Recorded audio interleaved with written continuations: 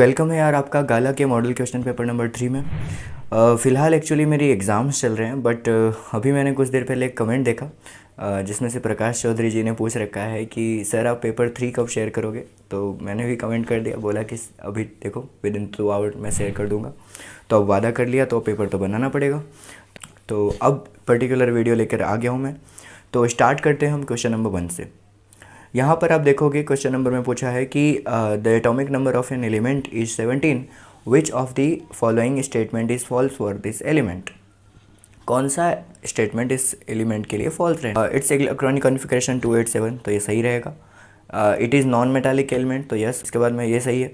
इसके बाद में बोल रखा है इट इज़ ग्रुप 7, लास्ट में पीरियड 3 वाला सही है बट ग्रुप नंबर 7 गलत है बिकॉज जो 17 एटॉमिक नंबर का एलिमेंट होता है वो होता है आपका क्लोरीन, और क्लोरीन जो है वो होता है ग्रुप नंबर 17 में, ना कि 7 में। ठीक है, तो अब हम चलते हैं क्वेश्चन नंबर 2 पे।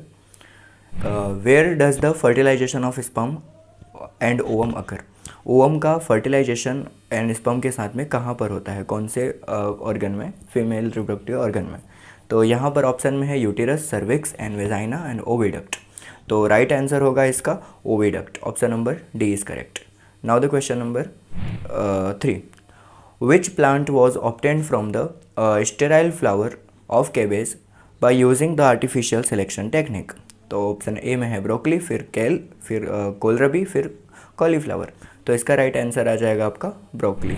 Broccoli is the correct answer. Now the question number 4, where is the image formed in the eye of a person suffering from far sightedness disorder. तो फार साइटनेस डिसऑर्डर के बारे में अगर मैं आपको बताऊं तो ये होता है आपका हाइपरमेट्रोपिया। तो हाइपरमेट्रोपिया के अंदर में आपकी जो इमेज बनती है वो बनती है आपकी बिहाइंड द रेटिना, रेटिना से पीछे। तो इसका आंसर हो जाएगा ऑप्शन नंबर बी। में पूछ रखा है अपने को क्वेश्चन नंबर 5 में कि जो कि फिल इन द ब्लैंक्स है। Adding dilute hydrochloric acid in iron powder dash gas get कब इवॉल्व। कौन सी गैस इवॉल्व होती है आपको ये पूछ रखा है।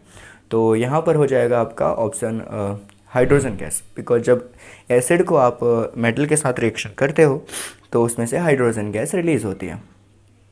Now the question number 6, in hydrogenation of vegetable oil dash catalyst is use.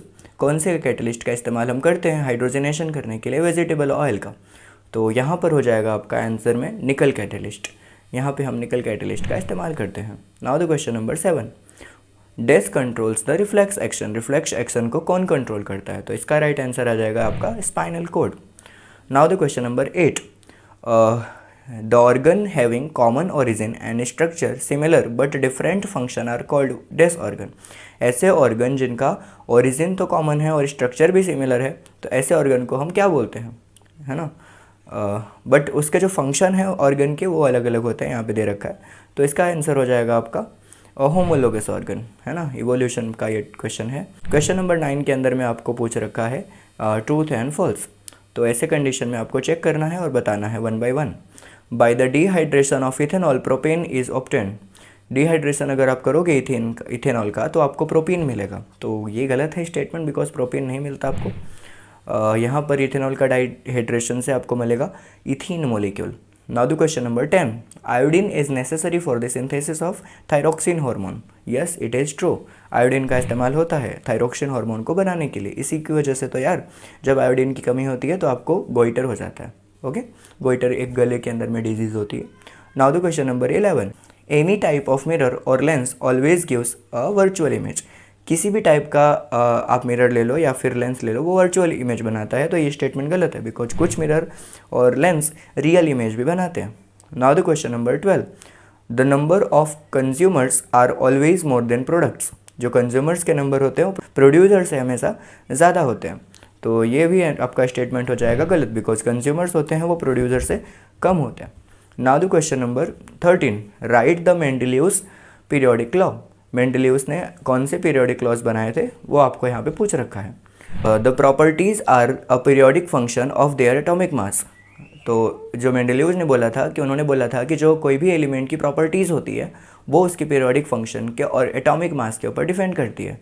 यानी अगर किसी एलिमेंट को आप इस पर्टिकुलर प्लेस के ऊपर रखोगे तो वो उस पर्टिकुलर प्लेस के ऊपर में रहे हुए बाकी के सारे जो केमिकल्स हैं, बाकी के सारे जो एलिमेंट्स हैं, उनकी जैसी केमिकल प्रॉपर्टी को शो करेगा और ये उसके एटॉमिक मास के ऊपर डिपेंड करता है।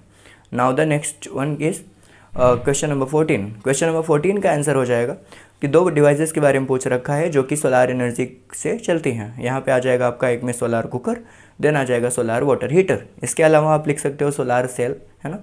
Now the question number 15, what is the device used in the electric current to change the resistance of the current circuit. तो पर्टिकुलर सर्किट के अंदर में अगर आपको रेजिस्टेंस को चेंज करना है तो हम इस्तेमाल करते हैं रियोस्टाट का। Now the question number 16। Question number 16 में बोल रखा है कि what is the main M of the conservation of biodiversity. Biodiversity का जो कन्वर्जन होता है, इसका जो मेन एम है वो पूछ रखा है। इसका आंसर हो जाएगा the aim of biodiversity is to raise the appreciation and deeper understanding of species. Appreciation मतलब कि आप पर्टिकुलर रीज़न उसके स्टडी कर रहे हो, डीपर स्टडी है ना, डीपर अंडरस्टैंडिंग के साथ में किसी भी स्पीसीज़ को समझ रहे हो। Ecosystem and interconnectedness. इंटरकनेक्टेडनेस का मतलब एक दूसरे से वो स्पीसीज़ इकोसिस्टम में कैसे इंटर रिलेटेड है, उसका स्ट्रक्चर, उसकी स्टडी। जैसे कि आपका हो जाता है food chain and food web of the living world and thereby avoid the mismanagement. Mismanagement को अवॉइड करके, मिस यूज़ का होए बिना, किसी भी चीज़ का डिस्ट्रक्शन होए बिना, इसी को हम बोलते हैं कंजर्वेशन ऑफ द बायोडाइवर्सिटी।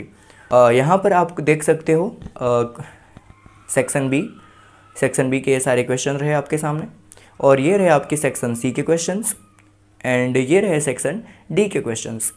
तो आप इसको सॉल्व करो और हम मिलते हैं पेपर नंबर 4 में। तब तक के लिए stay tuned. Thank you for joining me today.